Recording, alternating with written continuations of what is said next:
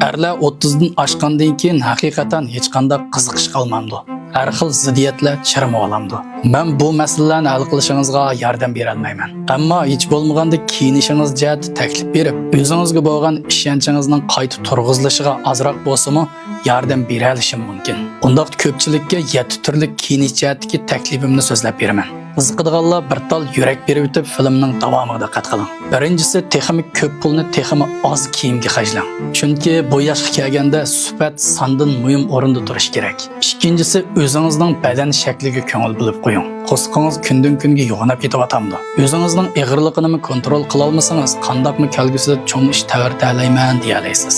Uchinchisi, o'zingizning dazmolsiz kiyim kiyishiga ruxsat qilmang. O'zingiz kiyim dazmollaydigan odat yetildiring. Kiyimingiz qancha qimmatli bo'lsin, ozroq purilishib qolsa, sizda salobatdan asarmi qolmasligi mumkin. To'rtinchisi, kostyum burlikini kiyim ishkovdagi muhim kiyimlar qatoriga o'tkazing. 30 yoshdan oshganda ahamiyatsiz so'rinlardan o'zingizni torting. Muhim so'rinlarga chiroyli kostyumingizni kiyib bering. Beshinchisi, sirtqa chiqqanda muhim narsalaringizni sumkaga selib chiqadigan odatni yetildiring.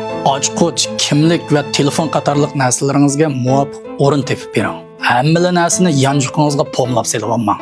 Oltinchisi, 1 yildan ortiq kiymagan kiyimlaringizni bir taraf qilib o'ting. Bekor qoldi deganlik keraksiz deganlik. Hozir kiymasangiz kiyimni kiymaysiz. 7-si nimani kiyib, nimani kiymaslik.